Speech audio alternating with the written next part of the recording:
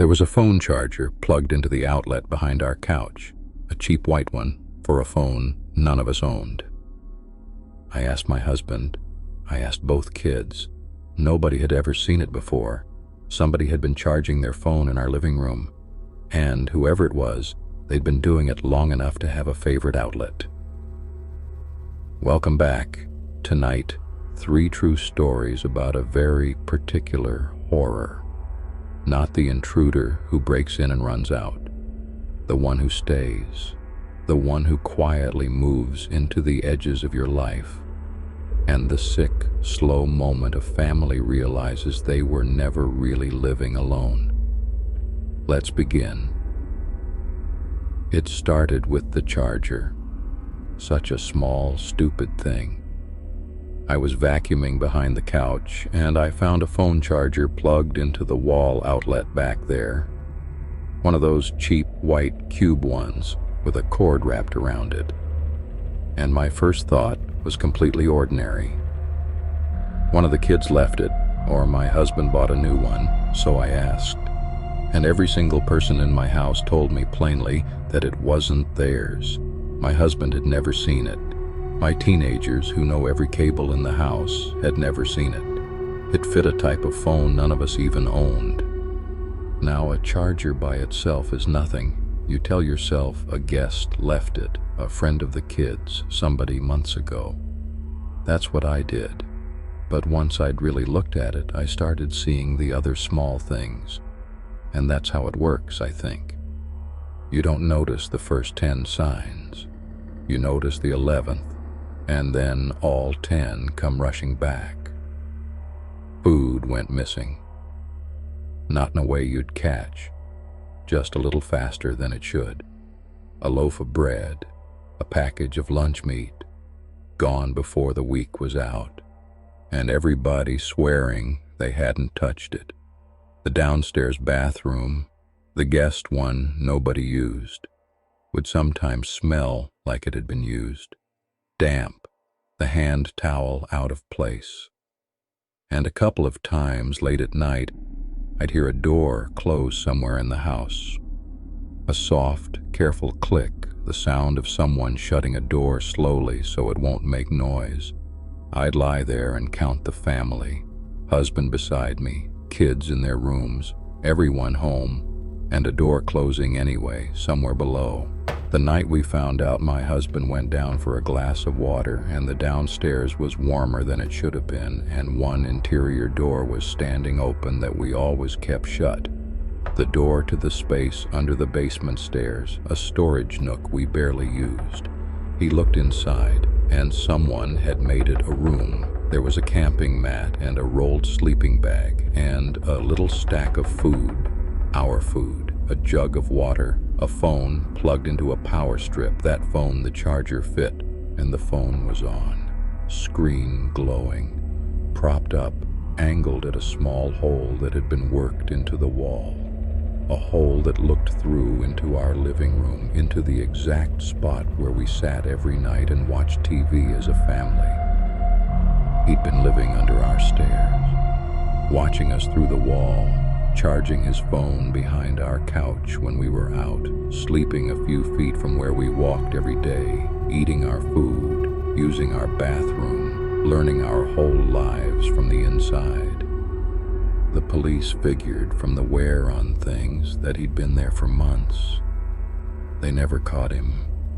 He was gone that night, out a basement window, the second my husband opened that door. We changed everything after that.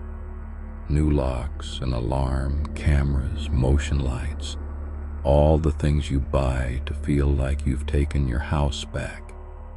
But you don't really take it back.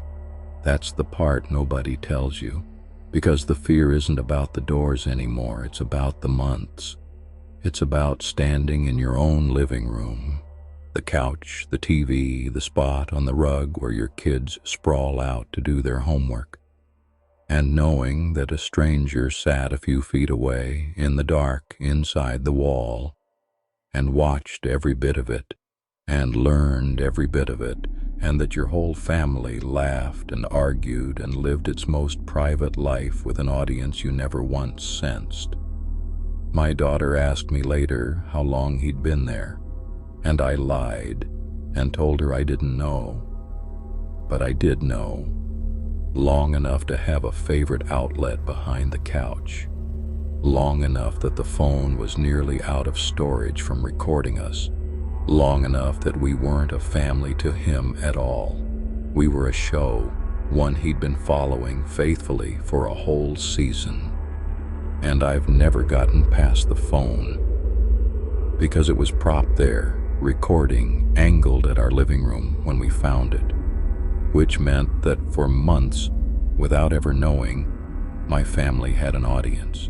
Every argument, every quiet night, every ordinary evening we thought was just ours. We had been the show, and he'd had the best seat in the house. That family found their audience behind a wall. The next one found theirs underneath the floor, and it took a burst pipe and one very unlucky plumber to show them exactly who had been living in the dirt beneath their feet. They had a bad smell in one part of the house and a slow drain, and eventually he called a plumber who said he'd need to get into the crawl space under the house to check the pipes.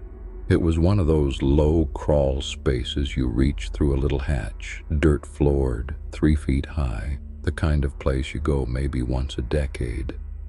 The plumber suited up and crawled in with a headlamp, and a few minutes later he crawled back out fast, pale, and told the homeowner he needed to come see this and maybe call the police. Down in the crawl space, back in a far corner under the bedrooms, someone had set up a place to live.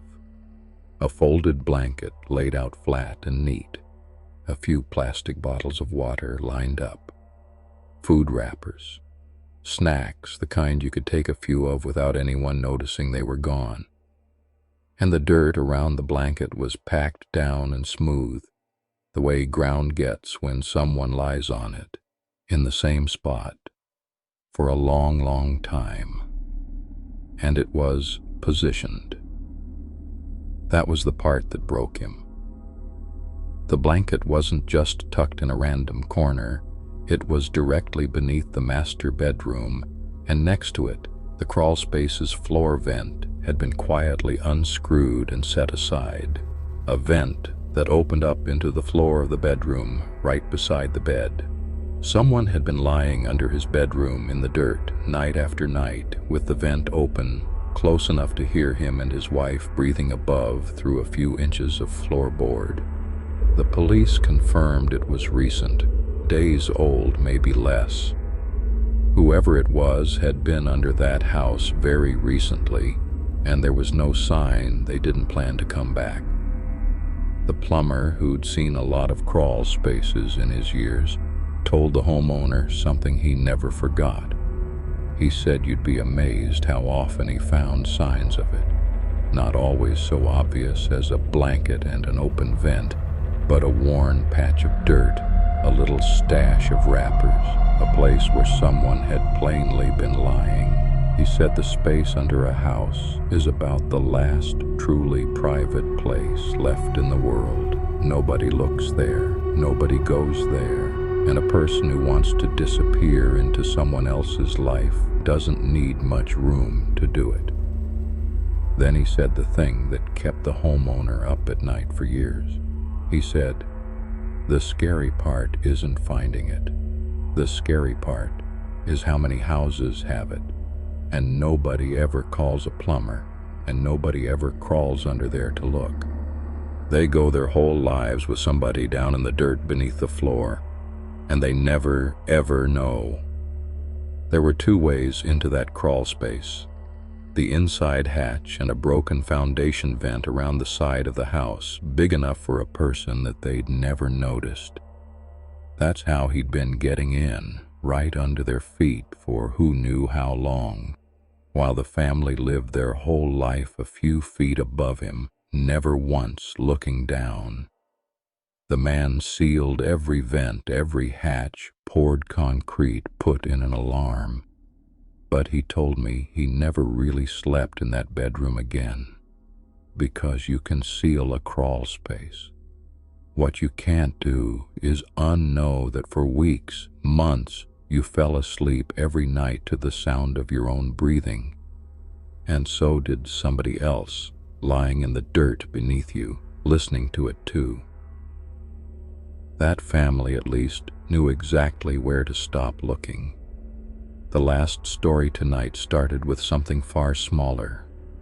One photograph from one ordinary birthday party with one face in the background that didn't belong to anyone they'd ever invited.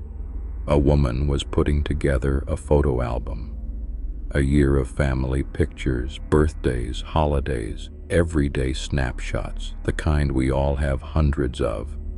She was going through them on her laptop, cropping and sorting, when she noticed a face in the background of one. A birthday party in their backyard, and behind the kids and the cake near the back fence, half in shadow, there was a man she didn't recognize, just standing there at the edge of the party, watching. She didn't think much of it. A neighbor maybe, a friend of a friend, someone's plus one. Parties are full of people you half know, but then a few photos later there he was again. A different day, a picnic at the park, and in the background, past her family on the blanket, the same man, standing, watching. And her stomach started to turn, because now she was looking, and once she started looking, she couldn't stop.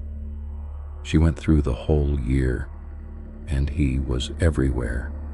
In the background of the school play, standing at the back of the auditorium, in a photo from inside a restaurant on her daughter's birthday, visible through the window, outside on the sidewalk looking in, at the beach, at the 4th of July, in a picture taken in her own front yard, standing across the street. The same man, never in focus, never the subject, always at the edge, always at a distance, always turned toward her family. In photo after photo after photo across an entire year of her family's life, a stranger had been standing just out of frame, watching, and no one had ever noticed him, except the camera. The camera had caught him every time. She tried to remember him. That was the thing that finally unraveled her. She had been at all of these events, the party, the beach, the school play, and she went back through her memory of every single one, hunting for the moment she'd seen a strange man standing at the edge of it. And there was nothing, not a flicker. He had been physically present at a dozen moments of her family's year, close enough for a lens to catch him, and he had never once registered on her or on anyone, which meant he was good at it, practiced. He knew exactly how to stand and where, and how to be the specific kind of unremarkable that the human eye slides right over. He had made himself into background, into furniture, and the more she thought about that, about how much you would have to practice being invisible around people to get that good at it, the colder she became. Because you do not get that good by accident, and you do not get that good on just one family. She called the police, shaking, and they took it seriously, and they went through the photos with her. And the thing that finally made one of the officers go quiet was the last set, the most recent photos. Christmas morning, inside the house, the kids opening presents by the tree in their pajamas in the living room, and in the background of those, in the hallway just past the doorway in the dark, there he was, the same man, no longer across the street or past the fence or outside the window, inside, standing in her hallway, watching her children open their gifts. In a photograph her husband had taken in their locked house on Christmas morning, with the whole family together and no one else invited. They never found him. They never learned how long he'd been getting in, or how or why he only ever watched. But she told me she got rid of every photo from that year, deleted them, printed ones and all. She couldn't stand to have them in the house, because every single picture of her family's happiest year was also a picture of him, patient, at the edge, getting closer frame by frame, month by month, until he was standing in the hall. And the worst part, she said, the part she'll never shake, is that the photos only showed her the times the camera happened to be pointing the right way. Just those few frozen seconds here and there across a whole year. She has no idea how many times he was there when no one took a picture at all. That's all for tonight. If this one's got you thinking about going back through your own old photos, maybe do it. And while you're at it, subscribe and hit that bell, because there's a new true horror story here every single night, and you won't want to miss one. Give this a like so it finds the next person in the dark, and share it with someone in your family. I'll be right here tomorrow night when the lights go down. Sleep well if you can. Like, share, and subscribe for daily horror stories every single day.